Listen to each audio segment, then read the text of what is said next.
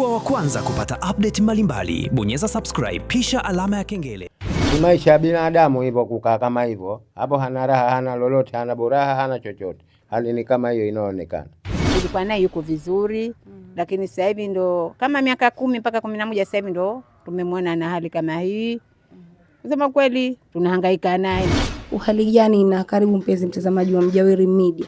Leo tupo katika huzuni ambayo ya mwanamama huyu amepata kadhi ya maradhi. Atatuelezea maradhi haya yalianzaje na miaka mingapi mpaka hivi sasa. Atajielezea jina lake tupate kumjua. Habari mama? Mzuri sana. Unajisikiaje? Jambo. Jina kamili unaitwa nani? Amina Salum Hamadi. Amina Salum Hamadi. Amina Salum Hamadi, na kuona upo katika hali ambayo si ya kawaida kwa binadamu. Na tukiwa katika hali hii tunajua kwa wanawake ni ujauzito, ama unajisikiaje kutokana na hali hii? Najisikia naumwa. Unaumwa. Ilianzaje hali hii mpaka hapo ulipo? Mwanzo ilikuwa nimeanza maradhi sana, nilikuwa sipati period kiasili. Nilikuwa nikipata kama siku 3, siku 4 sipati, mwezi 4 sipati, miezi 3 sipati, natumia kama hivyo. Mwezi napata, miezi 3 sipati. Nikajiona bora nikakaa tena miezi 4 sipati. Nikaenda nikacheki, nikaambiwa nikacheki kipimo cha tumbo, ndio nikaambiwa na moyo. Moyo wangu umepatanuka mkono wa kushoto. Kwa hiyo mbadi hiyo kwanza. Mbadi hiyo ni mvimbe tumboni. Nikaambiwa na moyo na mvimbe tumboni. Nikaenda nikafanya matibabu, nikapewa dawa, nikapewa shindano na kwa madawa. Ukaondoka ule mvimbe. Ndio likajaliwa tatizo la moyo. Kwa hiyo limeambiwa tatizo limeanza na uvimbe wa tumboni na kaanza moyo. Alafu ndo tatizo langu lianza. Tatizo lako lianza ni uvimbe wa tumboni.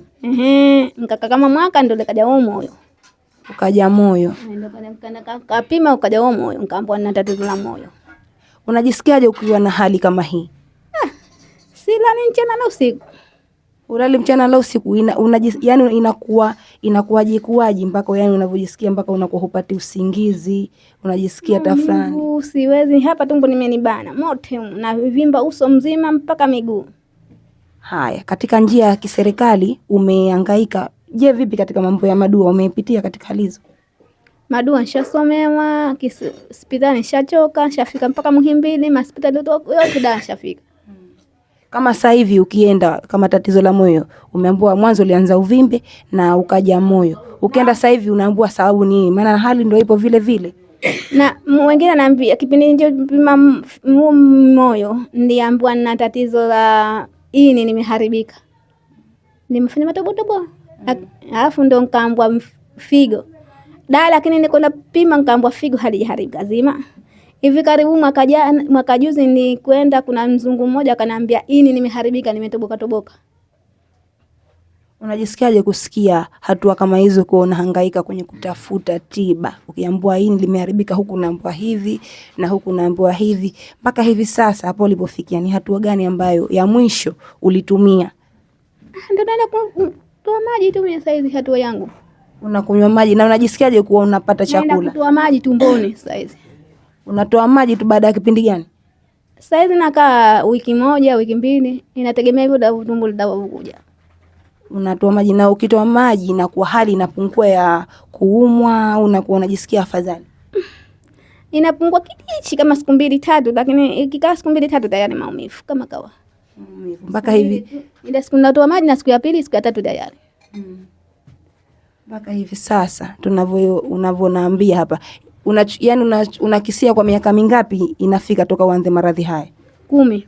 Miaka 10. Na ulianza hospitali gani kwenda kucheki hii kadhia hii ya maradhi? Nilianza mwanzo nilipita Magogoni ndogo, halafu nikaambiwa nikapime kipimo iko hospitali hapa kwendea Amani hapa. Baada nikapwa karatasi nikaenda Mnazi Mmoja. Ndipo nilipoambiwa ndio tatizo langu. Ulibahatika kupata japo mtoto? Watoto nao. Wangapi? 3. Watoto 3. Toka unaanza kupata hatua ya kuolewa mpaka watoto maradhi yao ilikuwa japo ishara uliwahi kuyaona? Ishara nimeona nilipomaliza kumwachisha mwanangu wa mwisho huyo hapo. Mwana wa mwisho ana miaka mingapi? 14 tena. 14 si haba, mpenzi mtazamaji, ana maradhi lakini Allah akamjalia amepata kizazi. Je, Amina, una hapa ulipo una mume? Mume wangu nani pale? Mume wako unaye, na mpaka hivi sasa mnaenda vizuri kutokana na maradhi unayo? Ndio hajanitupa. Alhamdulillah. Je, Amina, unaomba ushirikiano gani kwa wananchi katika haya maradhi ulionayo? Naomba nisaidie. Wakusaidie. Haya. Amina huyo yeye amesema maradhi yake haya. Pia ameona amejisikia vibaya sana, na watoto wao ni wakubwa lakini hali yake kama hiyo hapo ulionayo, na hawezi kazi yoyote kutokana na hali yake. Wananchi tunaombeana dua pamoja na misaada mbalimbali kwa dada yetu huyu, na maradhi yake haya yana miaka 10. Amina, kama unavyohisi kutokana na haya maradhi, unaiambiaje serikali, kwa sababu serikali nayo ina msaada mkubwa kwa wananchi wake? Unaiambiaje serikali? Naomba serikali nimsaidie kama hivyo unavyoniona, inisaidie kama matibabu nini, pesa kipesa. Hali ya maisha kama tunavyoiona, unaongeleaje? Maisha magumu maisha. Kutokana na hali yako ya maradhi huwezi kuchakarika kwa kazi yoyote? Siwezi, hata mume wangu hawezi fanya kazi, na mume wangu anaumwa. Mume wangu pale alipo hawezi hata kufanya kazi, agaiwe kipesa basi. Unawashauri nini ambao watu wengine wapo katika kama hali zako katika kuchukua hatua ya subra? Asubiri, ndio maisha nao. Maisha haya. Asante sana mpenzi mtazamaji, huyo ni Amina ambapo yeye ametuelezea maradhi yake na kama tunavyomuona. Na hapa tunaenda kuongea na mumewe Amina, walipoanza mwanzo wa maisha mpaka hapa hatua walofikia kimaisha. Atajitambulisha na utapata kumjua. Vipi hali yako? Hali yangu si jambo. Jina kamili? Jina Hamisi Hamadi Hamisi. Hamisi Hamadi Hamisi. Unajisikiaje kutokana na hali hii ya mkeo? Hali twajisikia vibaya kwa kusema ukweli, kwa sababu hali zote nazitegemea mimi mwenyewe. Familia yangu yote naitegemea kupika, kupakua, kufyagia, kufanyaje mimi mwenyewe. Yeye ndio kama hivyo ndio hawezi. Haya, umechukua hatua gani mpaka hivi sasa mkeo katika hii hali yake alionayo? Hatujachukua hatua yote isipokuwa hatua ni hospitali tu. Hospitali na kumuomba Mungu. Na kuomba Mungu basi. Atakapotufikisha kwa kusema ukweli ndio hapo hapo. Kwa hiyo hospitali tunaenda, kama ni serikali, kama serikali itusaidie kwa msaada. Ituweze kutusaidia hali kama hiyo. Si maisha ya binadamu hivyo kukaa kama hivyo. Hapo hana raha, hana lolote, hana buraha, hana chochote. Hali ni kama hiyo inaonekana. Kama kusaidiwa, tusaidiwe msaada. Na unawaambiaje wengine ambao wapo katika hali nzuri? Je, watakusaidia ni vipi? Kimawazo, kivyovyote, maana msaada ni msaada. Unasemaje katika hili? Si msaada tunapokea wote. Tushapokea misaada mingi tu ya maneno, hivi fanyeni hivi, tushapokea, wala hatukasiriki. Wengine wanaosema kama ana mimba huyo, hajazaa, naona muda mwingi lakini hana si mimba hiyo. Na tushangaika, tushafika Muhimbili, tushakwenda Muhimbili, tushapimwa mpaka ishakuja tu. Mfano juzi Lumumba tumeambiwa kama mgonjwa wenu ini limekufa, lakini mpaka leo si ini limekufa tupo. Haja tunakwenda tunatumia dawa, tunarudi tunatumia, tunatoa maji, tunatoa rudi, tu hivyo hivyo tu.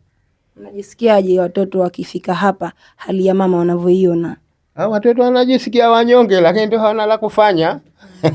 Hawana la kufanya, jisikia wanyonge kwa sababu wanahitaji wacheze na mama yao, wafurahi na mama yao, lakini sasa mama yao kama huyu atafurahi vipi? Hafurahi.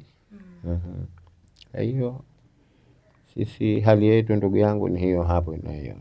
Atakaye kwa binafsi atajitokeza kuja kumsaidia ajitokeze, lakini tunasema kwamba hakuna tajiri mtu mweusi.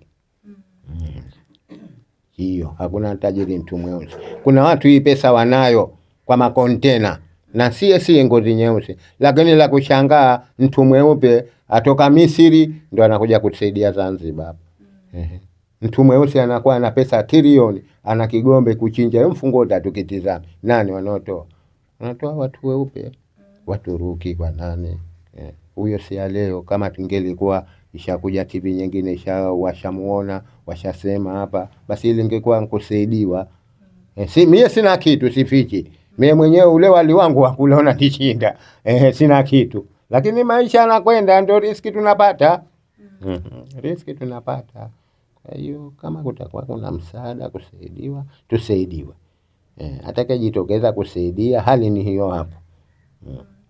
Lakini hali ni mzito. Haya, watazamaji, ni mtu na mkewe hao katika hali yao ya kimaisha. Mwanamke ambaye yeye amepata maradhi haya ya tumbo na mumewe bado anaendeleza kimaisha na wameridhika kutokana na maradhi haya. Allah wajalie salama na kila la heri. Pia tunakuomba mpenzi mtazamaji, yoyote yule mwenye msaada, wanapokea kila aina ya msaada wanaposema kutokana na hali yao ya kimaisha. Tusisahau hawa ni ndugu zetu na kila alonacho tunapaswa kuwasaidia, kwani ukimsaidia leo mwenzako, Allah atakusaidia kesho. Ni hatua ambayo tumefikia hapa na tumepata ushirikiano wa mjumbe wa sheha aliyotuleta katika jumba hii. Twende tukamsikilize mjumbe wa sheha lipi analosema katika mwananchi wake alikuwepo katika hii shehia ya Mwanakwerekwe. Jitambulishe, habari yako? Nzuri, salama. Jina naitwa Mariamu Adini Mzee, mjumbe wa shehia Mwanakwerekwe. Kusema ukweli, jambo hili sie tunatutia huzuni kweli, maana tunamwonea imani mwenzetu, tulikuwa naye yuko vizuri, lakini sasa hivi ndo kama miaka 10 mpaka 11 sasa hivi ndo tumemwona na hali kama hii. Kusema kweli, tunahangaika naye, maana kizimwa mbio tunakuja, haya tunampa msaada, tunaenda hospitali, lakini kusema kweli anateseka sana, maana halali mchana wala usiku, yupo anateseka. Basi kwa hivyo kama yuko mtu ambaye anaweza kutupa msaada, tunaomba amsaidie huyu mtu. Maana mumewe naye alipata homa hapa. Sasa hivi na maana wapo tu. Mume agaiwe huko akae ale na watoto na mkewe hivyo. Maana mume sasa hivi ndo mpishi, akoshe vyombo, afyagie yeye. Basi kwa hivyo tunaomba mtu kama yuko zote tunaomba amsaidie, wape msaada. Tunaonea imani sana. Asante sana. Ni mjumbe wa sheha huyu. Tunashukuru kwa ushirikiano wake. Tumefika hapa na ametupa ushirikiano na ametuleta katika nyumba hii ya Mwanamama Amina, ambapo yeye amepata maradhi haya ya tumbo. Mpaka hivi leo anateseka na maradhi haya ya tumbo. Kwa msaada zaidi tutakuwekeni namba zao na misaada. Mungu awajalie akupeni nguvu kuleta misaada hapa.